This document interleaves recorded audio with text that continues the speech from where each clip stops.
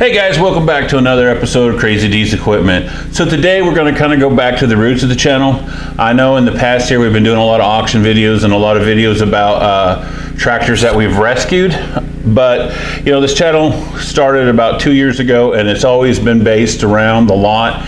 And here recently I've had a whole bunch of phone calls from you guys and messages through Facebook and the Facebook pages about, I'm looking for a tractor, I need a small tractor, I can't spend this, but is this a good deal or is that a good deal? So I thought it's time to do another one of these videos where I recommend some tractors and kind of give you a price where you can find them in. Today we're going to focus on about 20 to 40 horsepower. That's kind of where you've all kind of been talking that you want to be. So let's go through some of the tractors I recommend to find and kind of give you some ballpark figures where you're going to find them. I took these figures from other dealer sites and stuff, what they're asking for on a dealer lot. This is not saying you can't find this tractor cheaper on an auction or being sold by a private individual, but just remember, if you buy from a private individual or if you buy from an auction, you get what you get.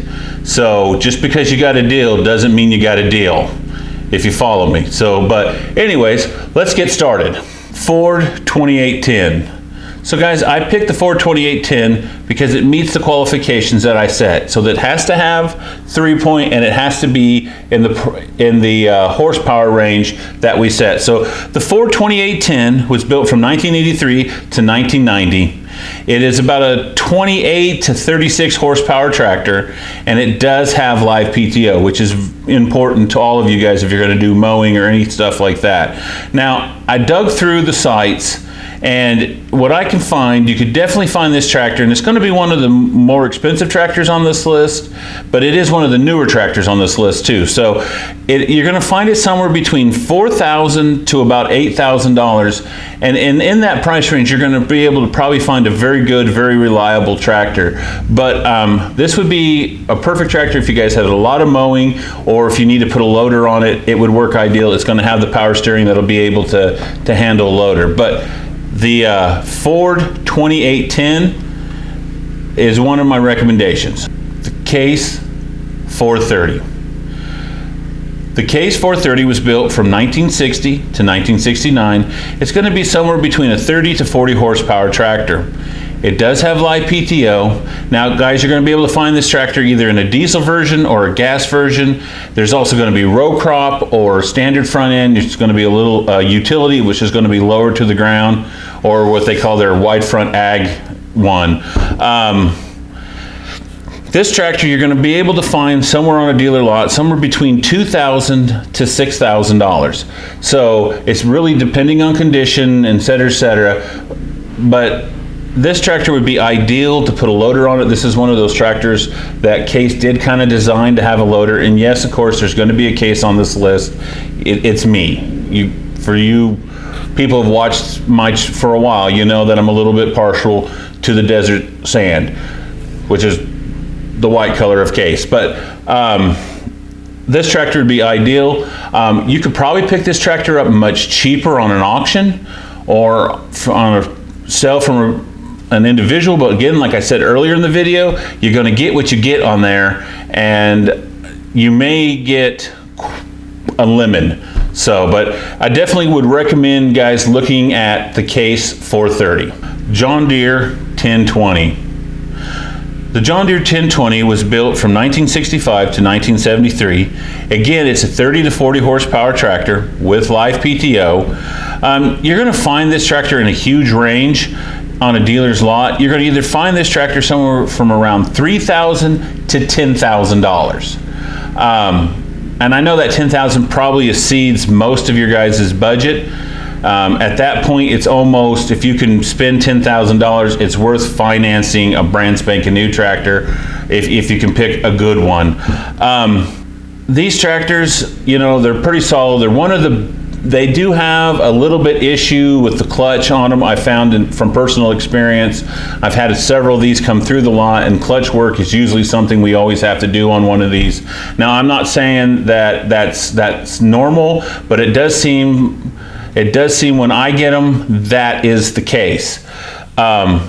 You can get a loader on these to fit. They're very easy to operate. They're easy to get on. They're easy to get off. So if you're getting to the point where getting around is getting a little bit hard, it happens to us all over time, this might be a good tractor to really consider. And the thing is, you can get all the parts and everything you need to repair this tractor. So I'm going to say I'm definitely recommending the John Deere 1020. So real quick before we continue on, we got a couple more tractors to go. I just want to say for you guys, if you are wanting anything out of our Teespring store, this is the last week of the Crazy 20 promotion, so you get 20% off everything in the shop. So definitely hop in there this week. We got a bunch of really cool tractor shirts and other stuff, shower curtains, etc. You guys all know I've pitched this 100 times to you. So if you guys haven't, remember this is the last week to get a deal. Massey Ferguson 150. The Massey Ferguson 150 was built from 1964 to 1974. It's a 37 to 45 horsepower tractor. It's going to come with live PTO, and this is another one of those tractors going to be very easy to get on and off if that's starting to become an issue for you. You're going to find this tractor anywhere somewhere between $3,900 to about $8,500 on a dealer's lot. Another good tractor to put a loader on, 3-point everything, live PTO, so you can mow, you can move dirt. And I really do like this series of Massey Ferguson's. They got a really good look to them too. So if you get a good one in good condition and it's all shiny and proper like it should be, it's going to be a really nice looking tractor to have around too. These here are going to be fairly easy to get parts from them. Massey Ferguson is supported by AGCO, so your local AGCO dealer. So if you don't have a Massey dealer close by, you got some form of an AGCO dealer, they should be able to get you parts. And if they can't get you the parts, you can pretty much find anything and everything you need to repair this tractor over time online. Steiner, Allstate Ag, Yesterday's Tractors, eBay. So those are kind of my top 5 places to look when you're looking for parts. But yeah, I definitely recommend the Massey Ferguson 150. International Harvester 484. The International Harvester 484 was built from 1977 to 1982. It's a 42 to 50 horsepower tractor, give or take a little bit. Live PTO, hydraulics, etc. You guys are a lot of times going to find these already with a loader on them. They were really popular as a loader tractor, and most of the time an international loader. When those are really good loaders, so I would do recommend that. The only thing about this tractor is it's going to be a little bit harder to find. There wasn't a whole lot of these built. These were built right up to the very end of International, when the whole Case International thing became one, and so they're going to be a little bit harder to find, but they are going to be the highest horsepower tractor that I do have on this list. And you're going to find these things somewhere between $2,500 to $5,500. So on a dealer's lot,